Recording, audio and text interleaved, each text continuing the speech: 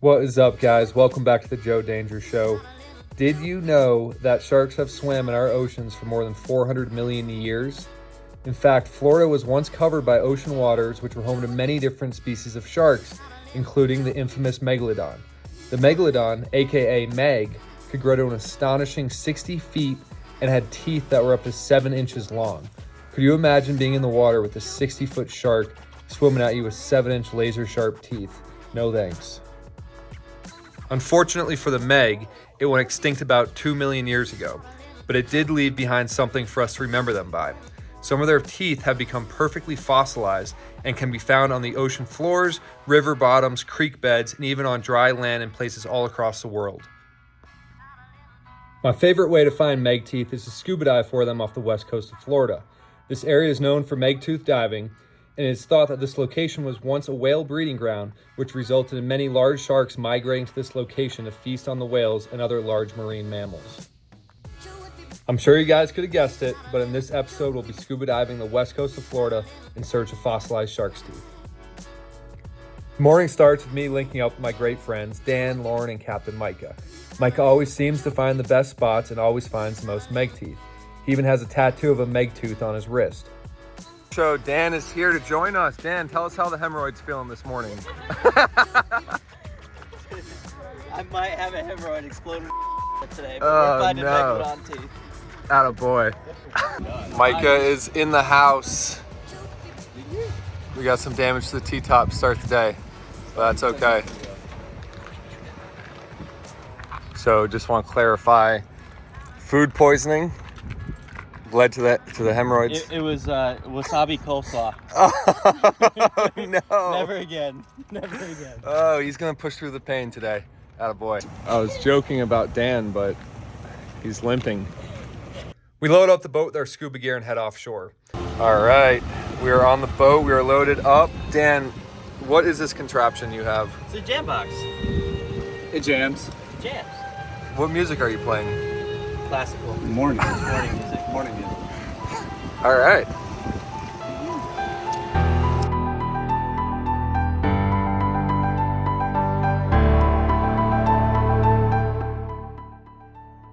We have 2 tanks each to dive on today, and usually we can make each tank last over an hour underwater.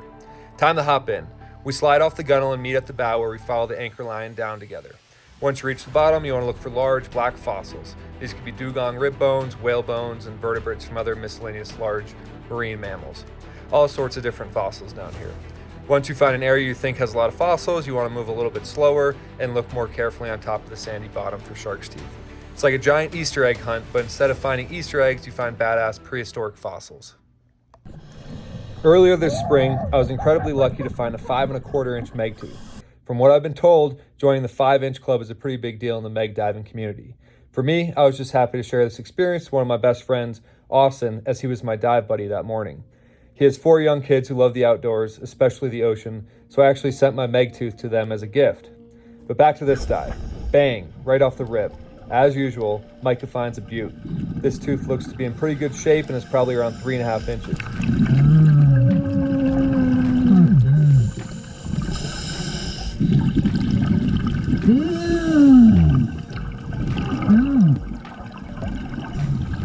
I find a fragment of what would have been a nice tooth, but not what I'm here for.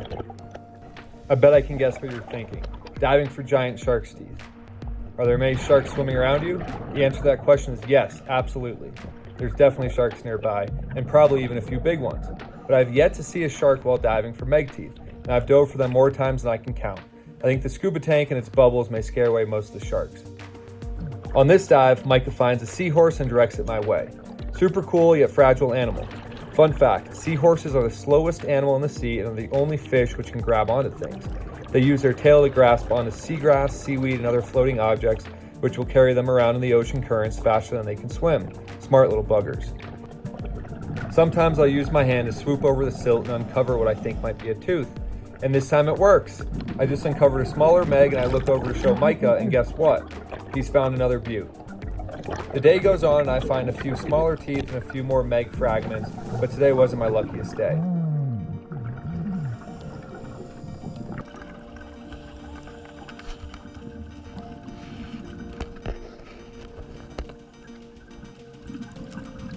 Dan, the silent assassin, though, comes up with an absolute monster tooth, almost the size of his palm, biggest of the day by far. Unfortunately, its edges are a little worn and the corners are chipped, but that's what keeps us coming back for more, the search for the perfect tooth. It was a great day on the water diving with friends. You can see our final count is pretty impressive. We got about 50 plus teeth and a few solid megs in the mix. But it's time to pull the anchor and head back to the boat ramp. I hope you guys enjoyed this episode and learned something new. If you did, please like, subscribe, and comment below. See you next time.